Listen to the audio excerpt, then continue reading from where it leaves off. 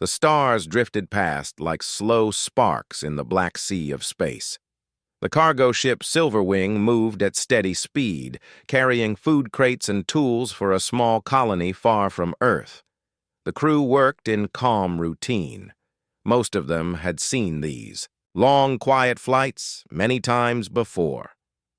Tomas sat in the observation deck, looking out at the stars. He was not a man of many words, but he liked to listen to the silence of space. It made him feel small, but also peaceful. The ship's intercom crackled. The voice of the navigator, an older man named Jory, came through. "We are picking up something strange. A weak signal at 2 o'clock. Tomas sat up straight. "What kind of signal?" "Not human. Language unknown. It is faint, like it is coming from a damaged beacon." The captain, Mara, joined them. She was calm but serious. "Bring it on the main screen." The signal came through as soft pulses of sound mixed with static. None of the crew could understand the words, but the tone felt urgent. "It could be a trap," said Rena, the ship's medic. "Or it could be someone in trouble," Thomas replied. The captain thought for a moment.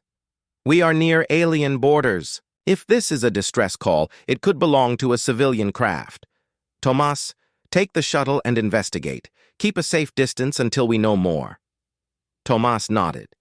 He was already moving toward the small shuttle bay. The Silverwing had one fast scout shuttle for short missions.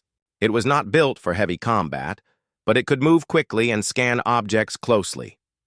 Within minutes, Thomas was flying the shuttle toward the source of the signal. Space around him was quiet, except for the soft hum of the engines. As he got closer, the signal grew stronger. He switched to the forward camera view and saw it, a small escape pod drifting slowly among chunks of metal. The wreckage looked fresh. Pieces of armor plating floated nearby, twisted and broken. Thomas slowed down and scanned for life. The screen showed 2 heat signatures inside the pod. Both were weak. He activated the communicator. "This is Thomas, from the human cargo ship Silverwing. Can you hear me?" No answer. Only the soft sound of static. Tomas guided the shuttle closer until the pod was within reach of the mechanical arm. The escape pod's hull was dented, and one side was scorched from fire. It looked as if it had been attacked. Carefully, he pulled. It toward the shuttle and docked it to the airlock. He put on a thin oxygen mask in case the pod's atmosphere was unsafe. When the airlock door opened, the first thing he saw was movement. Inside the pod sat a figure, a tall, thin woman, with silver skin that glowed faintly under the emergency lights. Her eyes were large and pale, shaped like shining drops of water. In her arms, she held a small child, no older than 5 by human measure. The child's head rested against her shoulder, eyes closed. The woman looked up at Thomas. Her gaze was sharp but filled with fear. She held the child closer as if to protect it. Thomas raised his hand slowly to show he meant no harm. "It's all right. I am here to help. I will take you to safety." The woman did not respond in words. Instead, she glanced at the child and then back at him. Her breathing was fast. Thomas pulled out a small translation device from his belt. He placed it between them and spoke again. "I am not your enemy. Your ship is gone. You are in danger here. Let me bring you to my ship." The device repeated his words in a flowing language filled with soft tones. The woman's eyes widened slightly. She whispered something, and the translator replied in human speech. "You help?" "Yes," Tomas said simply. "I will help." She looked at the child again. The small figure's face was pale with faint markings along the cheeks, like lines of light under the skin. The child was breathing, but the breaths were slow and shallow. Thomas stepped forward carefully. "May I carry the child? It will be easier to move." The woman hesitated. Her arms tightened for a moment, but then her shoulders softened. She nodded once. Slowly, she handed the child to Tomas. The moment the child rested in his arms, Tomas felt the weight, light but warm. The child's small hands curled slightly against his shirt. The head leaned against his chest. "We must go," Tomas said gently. The woman followed him out of the pod and into the shuttle. Tomas secured the airlock, then guided her to the rear seat. He placed the child in his lap and fastened the belt around them. As the shuttle lifted away from the wreckage, Tomas glanced back at the escape pod drifting into darkness. The stars around it were silent, but he knew something violent had happened here. He sent a message to the Silver Wing. 2 survivors. 1 adult, 1 child. Both alien. Medical care needed, Rena's voice came back quickly. Understood. Medbay is ready. The shuttle sped toward the cargo ship. Thomas kept his eyes on the sensors, watching for any sign of danger. Space was empty for now, but the broken ship they had found meant trouble was close. The woman sat quietly, her hands folded together. From time to time, she looked at Tomas, her eyes studying him. She said nothing more during the flight, but her gaze seemed to hold a question. When they reached the Silver Wing, the shuttle docked smoothly. The airlock opened into the medbay corridor, where Rena was waiting with medical scanners. The alien woman stepped out first, her movements graceful but tired. Tomas carried the child, feeling the slow rise and fall of its breathing against his arm. Rena guided them into the medbay and began checking the child's pulse and oxygen levels. "The child is stable for now, but weak," she said. "We need to keep it warm and hydrated." Tomas stayed nearby, still holding the child until Rena had a heated blanket ready. When he placed the child on the bed, the small hands did not let go right away. The woman moved to stand beside the bed, her eyes never leaving the child. Then she looked at Thomas again and gave a small nod. It was not a smile, but it was the first sign of trust. Thomas understood that this rescue was only the beginning. Somewhere out there in the dark, the reason for this attack still waited. And now, his ship was part of it. The hum of the Silver Wing's engines filled the medbay.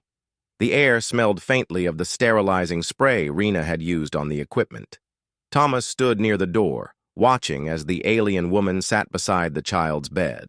She kept her long silver fingers resting lightly on the child's arm, as if her touch alone could protect them. The child was covered with a heated blanket. Soft light from the medbay's panels reflected off the faint glowing lines along the child's cheeks. Thomas thought the glow seemed a little brighter than before, perhaps a sign of recovery. Rena adjusted the scanner and checked the results on her handheld screen. "The child's breathing is steady now," she said, "but they are still weak. Their blood pressure is low. We will need to give them fluids." The alien woman looked at her without understanding. Her eyes narrowed slightly, but not in anger, more in confusion. Tomas stepped forward with the small translator in his hand. He crouched beside her so they were at the same level. "She says your child is stable, but needs water and care." The translator repeated the words in the alien language. The woman's shoulders lowered a little. She said something softly, and the translator's voice came through in human speech.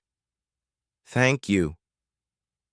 It was the first time Thomas had heard her speak with less fear. Her voice was gentle but carried a weight of worry. "I am Tomas," he said, pointing to himself. "Tomas," the translator repeated in her language. She nodded slightly, then touched her own chest. "Nira." "Nira," Tomas repeated. Then he gestured toward the child. "What is their name?" Nira placed her hand on the small blanket. "Lani." "Lani," Tomas said with care. Rena brought over a narrow hydration tube attached to a small bag. "If she allows this, it will help the child," she said. Tomas relayed the words through the translator. Nira hesitated, her eyes fixed on the thin, clear tube, then gave a short nod. Rena worked with slow, careful movements, placing the tube in the child's mouth so they could sip without choking. Lonnie's lips moved faintly, taking in the water. Neera's gaze softened. She kept watching her child, but from time to time she looked at Tomas as if measuring his place in this moment. A sudden beep from the ship's intercom broke the calm. The captain's voice came through. "All crew, report to stations. We have incoming signals." Thomas turned to Rena. "Stay here with them. I will check the bridge." On the way, Thomas felt the vibration of the ship change slightly as the engines shifted to a higher output. The Silver Wing was preparing to move faster. When he stepped onto the bridge, the main screen showed 3 red dots moving toward their position. Jory pointed at the screen. "Unknown ships closing fast. They match no friendly code." The captain frowned. "They could be the ones who attacked Neera's vessel." "They are still too far for a visual," Jory said, "but their speed is high. They will be in range soon." The captain made a quick decision. "Plot a course away from them. If they follow, we know they are hostile. Tomas, stay with our guests.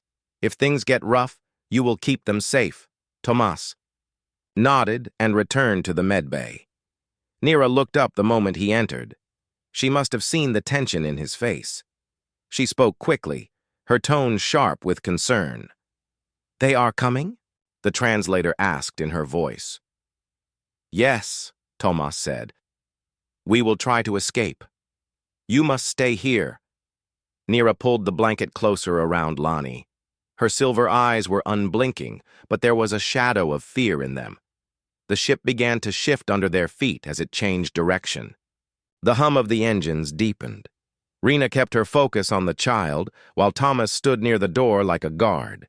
Minutes passed, each one heavier than the last. Then, through the small medbay intercom, the captain's voice came again. "They are still following. We will push the engines to full. Hold on." The Silver Wing jolted as the engines surged. Thomas reached for the wall to steady himself. Neera held on to Lonnie tightly. Suddenly, Lonnie stirred.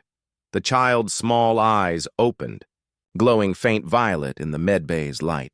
They looked around slowly, then focused on Thomas. Without a word, Lonnie reached out one small hand toward him. Thomas hesitated only a moment before stepping closer. He knelt beside the bed, letting the child's hand rest against his. It was warm, and the fingers curled gently around his own. Neera's eyes widened slightly at the sight. She said something in her own language, the tone softer now. The translator spoke. "They have not done this for anyone since the attack." Thomas felt the small weight of that moment. He did not understand why Lonnie would reach for him, but he knew it mattered to Neera. The ship shook again, a reminder that danger was still near. The captain's voice came through once more. "They are trying to match our course. We may have to fight." Thomas looked at Neera and Lonnie. "I will keep you safe," he said firmly. The translator repeated the words, and Neera's gaze locked with his. The sharp wail of the alarm filled the Silver Wing. Red lights pulsed across the medbay walls. Tomas stood alert near the door, his hand resting on the frame as the ship made a sudden turn. The steady hum of the engines grew louder, almost like a growl. Neera held Lonnie close. Her silver skin seemed to shimmer in the red light, but her eyes were fixed on Thomas. "They will not stop," she said through the translator. Her voice was calm, but there was a weight in it, as if she had seen this before. Thomas crouched beside the bed. "Our captain is skilled. We will lose them," he said, speaking each word slowly so the translator would not make mistakes. The deck shuddered as the ship pushed to higher speed. In the corner of the medbay, Rena secured the medical carts so they would not slide. The oxygen monitors gave a short beep as the power grid adjusted to feed more energy to the engines. Over the intercom, Captain Mara's voice rang out. "They are closing in. All crew, prepare for evasive maneuvers." Thomas felt a tightening in his chest. He had been in dangerous flights before, but this was different. This time, there were two helpless passengers depending on him. The ship swung hard to the left. The artificial gravity strained to keep everyone steady. Neera leaned over Lonnie, shielding the child from the sudden movement. Thomas moved to help, steady her. From the ceiling speaker, the voice of Jory came through from the bridge. "They have missile locks." A loud thump shook the ship. The lights flickered for a second. Rena glanced up, alarm on her face. "That was close," she said. Thomas activated the wall comm. "Bridge, this is Thomas. Medbay is secure. Our guests are safe for now." "Understood," the captain replied. "Stay ready. We may need to take damage." The silver wing jerked, again this time with a deep, metallic groan from the hull. Lonnie made a soft sound, halfway between a whimper and a sigh. Thomas moved to the bed, letting the child's small hand grip his again. Neera noticed the gesture. Her gaze lingered, but she said nothing. On the bridge, the crew fought to outmaneuver the enemy ships. The Silver Wing was a cargo vessel, not a warship, but Captain Mara used every bit of speed the engines could give. They weaved through the asteroid field ahead, using the drifting rocks as cover. In the med bay, the faint tremors in the walls told Thomas they were moving fast. Sometimes the ship tilted sharply, and he had to brace himself against the bed. Minutes passed like hours. The alarms kept pulsing, a reminder that the danger had not faded. Suddenly, a heavier impact struck the rear of the ship. The medbay lights dimmed for a moment before emergency power stabilized them. Rena checked the wall console. "Minor hull breach in Section 4, not near us. Sealed already." Neera tilted her head as she listened to the translation. She placed her hand protectively over Lonnie's chest. The intercom crackled again. "We have damaged one of their ships. 2 remain. They are still following," the captain reported. Tomas tightened his jaw. The attackers were determined. This was no random pirate raid. Whoever they were, they wanted Neera and Lonnie badly enough to chase them through dangerous terrain. Through a sudden quiet in the alarms, a faint vibration ran through the ship, the telltale sign of weapon systems charging. Thomas knew the captain had decided to fight back. Then came the low rumble of energy weapons firing. The deck trembled under the recoil. Seconds later, a distant explosion echoed through the hull, faint but clear. The captain's voice came through sharper this time. "One enemy ship destroyed, last one still closing." Tomas kept his eyes on Neera. "It will end soon," he said. The translator repeated the words, and she gave a short nod, though her gaze stayed guarded. The final moments of the chase were the hardest. The Silver Wing dipped through a narrow gap between 2 massive asteroids, their gray surfaces sliding past the viewports. A wrong move could tear the ship apart. But Captain Mara did not falter. She twisted the ship just as the enemy vessel came into view behind them. The Silver Wing's weapons fired again, this time at close range. The sound that followed was different, a deep, shattering vibration that told everyone on board the enemy was gone. "Threat destroyed," Jory reported, over the comm. "No more hostiles on sensors." The alarms went silent. The red lights faded, replaced by the steady white glow of normal power. Rena exhaled, leaning against the counter. Thomas felt the tension in his shoulders ease, though he stayed near Neera and Lonnie. Neera looked at him now with something new in her eyes, not just caution, but recognition. She spoke in her language, and the translator said, "You protect like your life is theirs." Tomas gave a small nod. "Yes. Until we find your people, you are safe here." Lonnie's hand, still resting in his, tightened slightly. The child's eyes were half open, the violet glow faint but peaceful. The danger had passed for now, but Thomas knew this was not over. Whoever had attacked Neera's vessel had lost today, but they might try again. And when they did, the Silver Wing would be ready. The bridge of the Silver Wing was quiet now, except for the low hum of the engines. The asteroid field had been left behind, and open space stretched before them. The crew was tired but alert. Captain Mara gave orders in her steady voice, making sure all systems were checked for damage. In the medbay, Tomas still stood beside Nira and Lani. The air felt calmer now, but there was an unspoken weight in the room. Rena finished scanning the child one more time and gave a small smile. The readings are better. Lani is getting stronger. Nira listened to the translator repeat the words. She nodded and smoothed the blanket over her child. Then her gaze shifted to Tomas. She seemed to be thinking about something important. Tomas pulled up a chair and sat at her side. "The danger is over for now," he said slowly. The translator echoed his words in her language. Nira's eyes softened, but her voice held a trace of warning.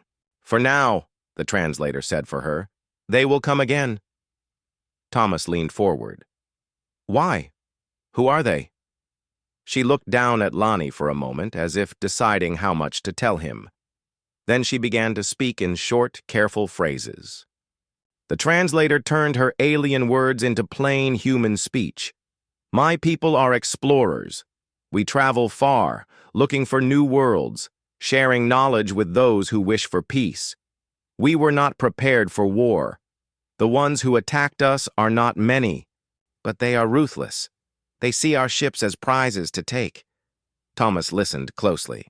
"Pirates?" he asked. Nira shook her head. "Not pirates. Hunters. They take what they want, ships, supplies, and sometimes people. They attacked without warning. My mate was on the main ship. I was placed in the escape pod with Lani before the attack reached us." Her voice grew quieter. "When I looked back, I saw our vessel burning. I do not know if any others escaped." Thomas felt a tightening in his chest. He had seen loss before, but hearing it told so simply made it heavier. On the wall comm, the captain's voice broke in. "Tomas, bring our guest to the briefing room when possible. We should speak together." Tomas relayed the request to Nira. She looked unsure, but finally agreed. Rena promised to stay with Lani, while Tomas and Nira went to see the captain. In the briefing room, Captain Mara, Jory, and the engineer Ven were waiting. A map of the surrounding sectors glowed on the table. Mara spoke first. "We fought well today, but if these hunters track us again, we may not be so lucky. Nira, we need to understand where you were headed before the attack." Nira used the translator to explain. "We were traveling to a meeting point deep in the neutral zone. Our fleet planned to rest there before moving on. If any of my people survived, they might have gone there." Ven tapped the map. "That is 3 days away at our best speed." Mara nodded. "We will go there, but we should also be ready in case the hunters lie in wait." Nira looked at Thomas and then back at the captain. "They will come again if they find us. Lani and I have something they want." Jory frowned. "What could they want from a child?" Nira's answer was slow. "In our people, some children are born with a gift, a rare ability to sense the flow of life around them. Lani has this gift. It is why the hunters would keep chasing us. To them, such a child is a treasure." Tomas felt the weight of her words. It explained the relentless attack. He thought of Lani reaching for his hand earlier, as if sensing something in him too. Mara leaned back.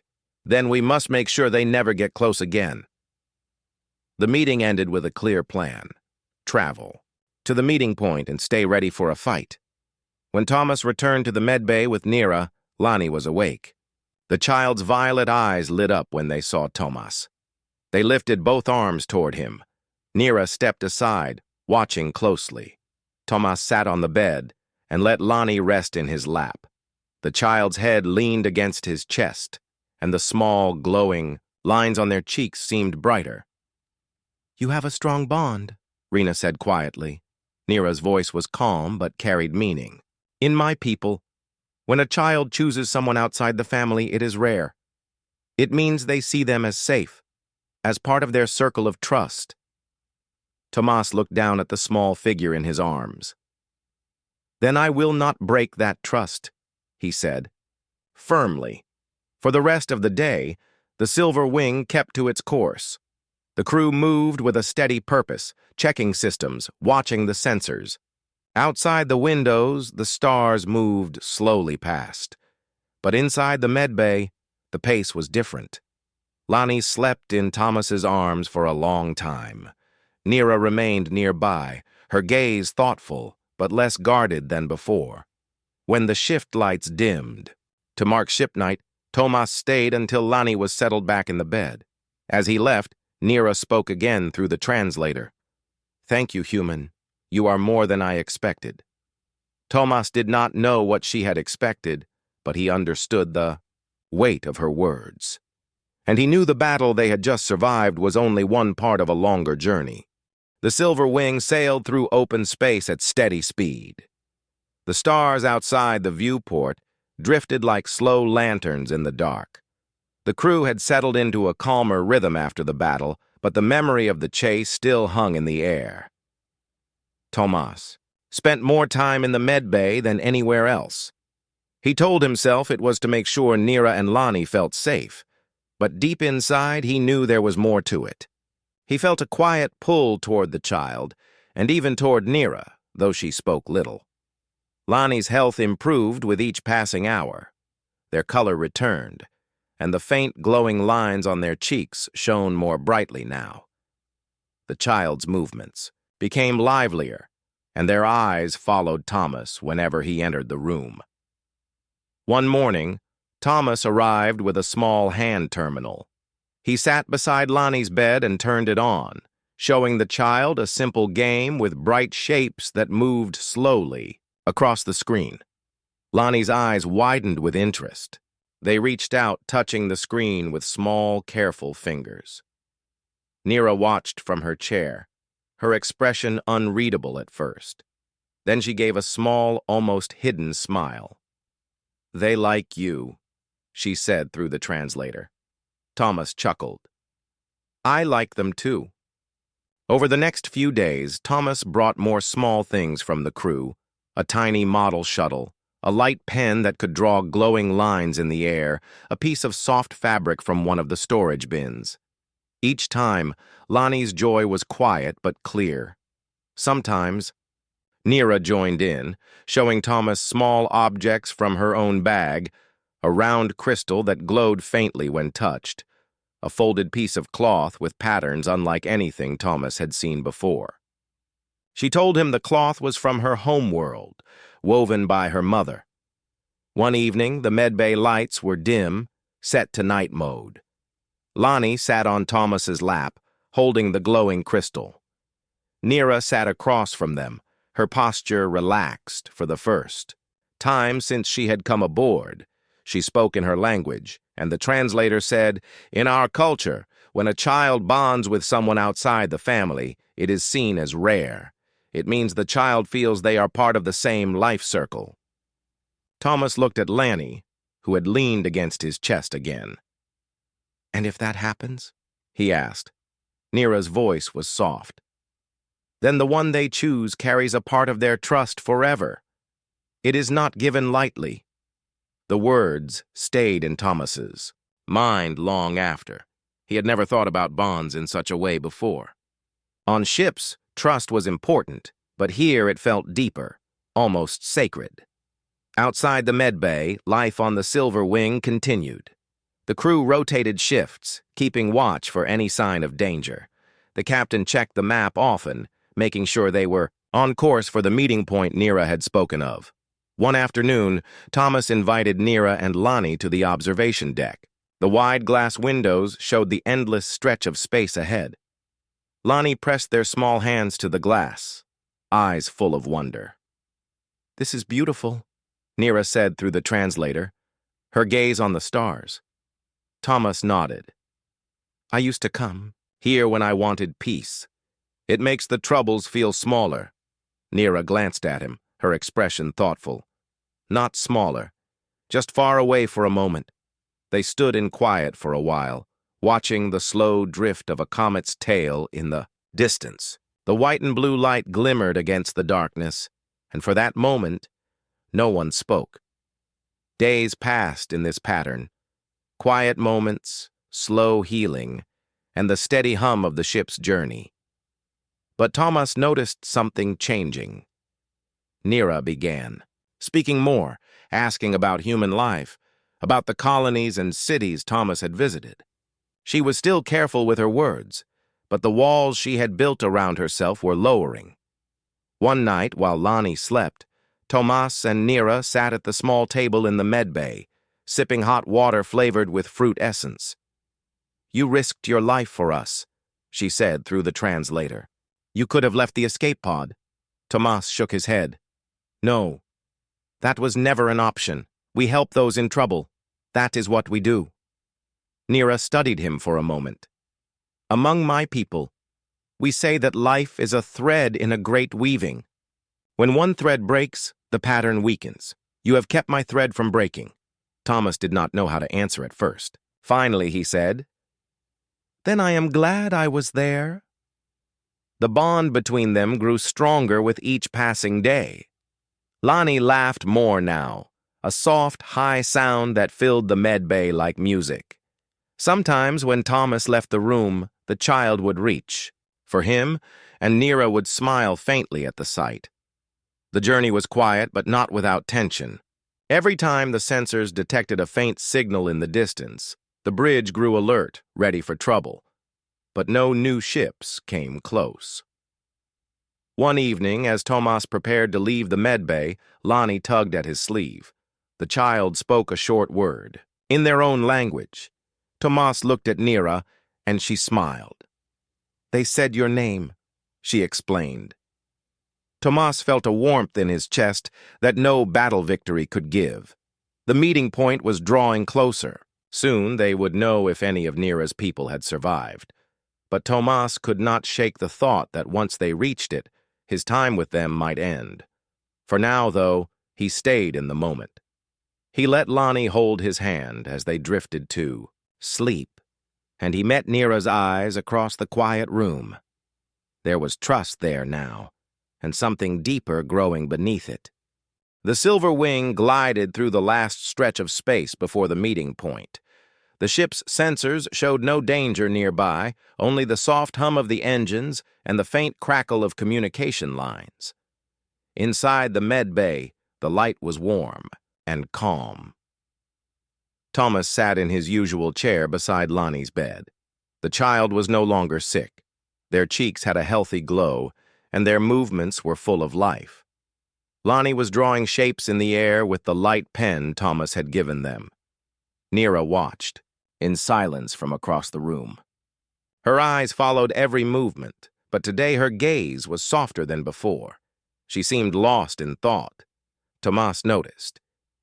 "You are quiet today," he said. The translator repeated his words in her language. Nira looked at him for a moment before answering. "I am thinking about what will happen when we reach the meeting place." Tomas leaned forward. "Do you think your people will be there?" Her voice lowered. "I hope so. But hope can be dangerous if it is too strong." Lonnie climbed into Thomas's lap without a word. The child held the light pen up to his face, giggling when the glow made patterns on his skin. Nira's lips curved in a small smile. For a while, there was only the quiet hum of the ship. Then Nira spoke again. "In my people's way of thinking, there are connections that form between lives. They are not made by choice, but by the heart itself. When such a connection happens, it is not forgotten." Thomas listened carefully. "Are you speaking about family?" Nira shook her head slightly. "It can happen in family, but also beyond. Sometimes a child chooses someone. They do not decide it with thought. It simply becomes true." Thomas looked down at Lonnie, who had fallen still in his arms, watching the light pen's glow fade and return. "You mean like trust?" "Yes, but deeper. My people call it life bond. Thomas felt the weight of her words. He did not speak right away. Nira rose from her chair and came closer. She stopped in front of Thomas and Lonnie. Her eyes met. His steady and calm. "My child loves you very much, human," she said. The translator's voice was soft, almost gentle. Thomas's chest felt warm at the words. He looked down at Lonnie, who was now resting their head against him with complete peace. "I care for them too," Thomas said quietly. Nira nodded. "I can see that. They have not laughed like this since. Before the war came to our home." She sat beside him. "I do not know if we will find our people. If we do, they will see that my child has chosen you as part of their circle. That will be unusual." "Unusual in a good way?" Thomas asked. A faint smile touched her lips. "It depends. Some will not understand how a human could be part of such a bond. Others will see it as a gift." They sat in silence for a time. The air in the med bay felt different now, heavy with meaning. Later that day, the captain's voice came over the intercom.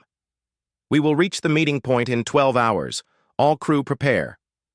The news brought both relief and tension. Everyone knew that this could be a moment of reunion or disappointment. Thomas stayed with Nira and Lonnie for most of that time. They shared small stories about their lives. Nira told him of her home, wide fields of silver grass that moved like water under the wind, towers made of crystal that caught the light of two suns.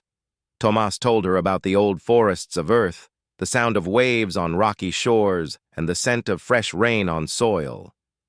Lonnie listened to both with bright eyes, as if building the pictures in their mind. When the Silver Wing entered the final approach, the ship slowed. The crew moved to their stations. Thomas, Nira, and Lonnie went to the observation deck together. Through the wide glass, they saw a lonely stretch of stars and a faint cluster of lights far ahead. The captain spoke over the comms. "We are detecting ships. Unknown signatures. Stand. By." Nira's hands tightened on the railing. Lonnie pressed close to Thomas, their small fingers holding his arm. Minutes passed. The sensors confirmed it. The ships ahead matched the patterns of Nira's people. A small sound escaped her lips, a mix of relief and disbelief. "They are there," she whispered. The Silver Wing sent a signal. After a short pause, the other ships replied. It was a safe response. When the docking procedure began, Nira turned to Thomas. Her voice was steady, but her eyes carried emotion. "Whatever happens next, know that my child's bond with you will not fade, even if we must part." Thomas nodded. "And know that I will not forget either of you." Lonnie reached up and touched his face, a gesture simple yet full of meaning. Thomas smiled at them, holding their small hand gently. The ships connected, and the airlock opened. Figures entered, tall, graceful, their clothing flowing like water. They spoke in Nira's language, their voices full of both joy and caution. Nira stepped forward, speaking quickly, introducing Thomas. Some of the newcomers glanced at him with curiosity, some with surprise. One of them, an older woman, knelt beside Lonnie and spoke softly. Lonnie replied in short, excited words, glancing back at Thomas as if telling the story of their time together. Nira translated quietly for Thomas. "They are telling her that you kept them safe, that you gave them light when there was none." Thomas felt a quiet pride. The meeting point had brought Nira and Laney back to their people. But for Thomas, it had also brought something unexpected, a bond that crossed the distance between worlds. As the two groups began to speak about the journey ahead, Thomas stood back, watching Nira and Lonnie. The child waved at him with a bright smile. He knew that whatever happened next, those words, "My child loves you very much, human," would remain with him, a thread in his own life's weaving, unbroken by time or distance. The air inside the docking bay felt different from the rest of the Silver Wing. It carried the scent of something fresh, a soft fragrance like flowers after rain. Thomas stepped through the airlock with Nira and Lonnie beside him, entering the largest ship of her people. The walls glowed faintly with a silver light, and the floors felt smooth beneath his boots. The people of this ship moved with quiet grace. Their clothing shifted like liquid silk, catching the light as they walked. Some looked at Tomas with open curiosity, others with unreadable expressions. Nira spoke to them in her language, her voice calm but firm, introducing him again and explaining his role in keeping Lonnie safe. Lonnie clung to Thomas's side, their small hand held tightly to his, as though afraid he might slip away. After the greetings, Nira led him down a long hallway to a chamber where a tall figure waited. This figure wore a deep blue robe with a crest of silver on the chest. The Xiao lines on their face spoke of wisdom and years of leadership. Nira bowed, and Thomas followed her example. "This is our council leader," Nira said through the translator. "They will decide what happens next." The leader's gaze rested on Thomas for a long moment before speaking. The translator's voice came steady and clear. "You are a protector of one of our young. This is a rare and honored thing. But your place is not among our people." Tomas kept his voice calm. "I did what anyone would have done in my place. Lanny needed help." The leader inclined their head slightly. "Perhaps. But you gave more than help. You gave part of your heart." Nira spoke quietly to the leader, her tone carrying both respect and insistence. She explained how Lonnie had formed a bond with Tomas, a connection that her people saw as something deep and lasting. The leader listened, then looked at Lonnie. "Do you wish for the human to stay?" Lanny's answer was quick. "Yes." The translator repeated the word, but the meaning was already clear without it. The leader's expression softened, though it still carried weight. "If you stay human, you must learn our ways. You will not be a guest, but part of our circle. This is not a light choice." Nira turned to Tomas. "They are offering you a place among us, but it will change your life.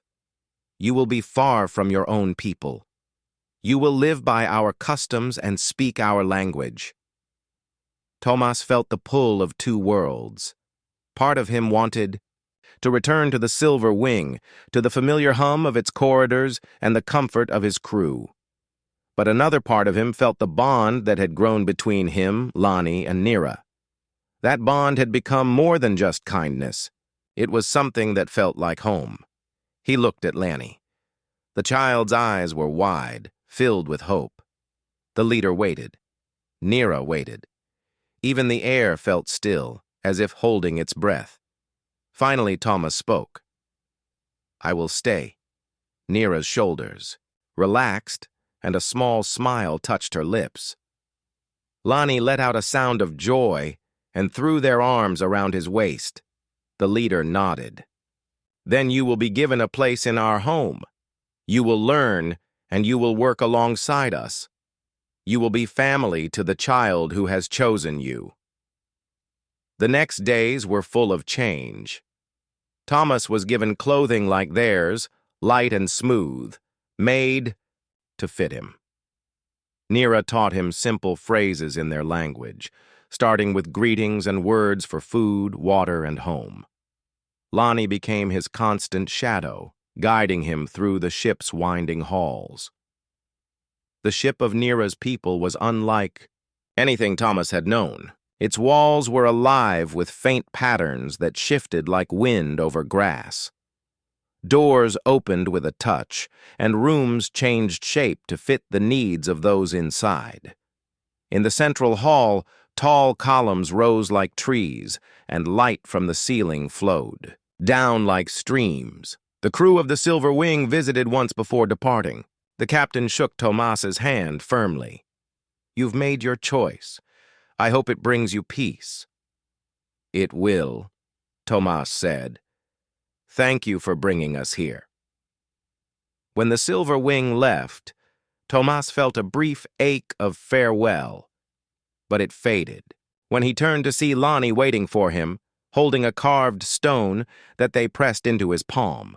The shape was smooth, and a small mark on its surface looked like two paths joining into one. "This is yours now," Lonnie said, "so you remember we are together." Life among Nira's people was not without challenge. The language was difficult, the customs unfamiliar. Tomas learned to eat new foods, to walk barefoot in certain halls, and to take part in daily gatherings, where stories were told in slow, rhythmic tones. Nira guided him patiently. When he struggled with a word, she would correct him gently. When he misunderstood a custom, she explained its meaning rather than scolding. Over time, Thomas began to feel less like an outsider. The others started greeting him with nods instead of cautious glances. Some even invited him to join their work, helping to maintain the ship's systems. One evening, after a day spent repairing a section of the ship's energy network, Thomas sat with Nira and Lonnie in a quiet garden chamber. The air was warm, filled with the scent of silver blossoms. Small lights moved among the branches like gentle fireflies. Lonnie leaned against Thomas, their head resting on his shoulder. "This feels like home," they said softly. Thomas looked at Nira. "It does for me, too." Nira studied him for a moment, then said, "When I told you my child loved you, I did not know if you would stay." "I am glad you did." Thomas smiled. "So am I." In that moment, he knew his choice had been the right one. The stars outside might hold many paths, but this one, the path that had brought him to Nira and Lonnie, was the one he was meant to follow. Far from Earth, far from the ship where he had once served, Thomas had found something rare. It was not just survival, not just duty, it was belonging. And as the ship of Nira's people moved through the endless sea of stars, Thomas felt no longing for what he had left behind. His place was here, with the child who had chosen him and the mother who had welcomed him.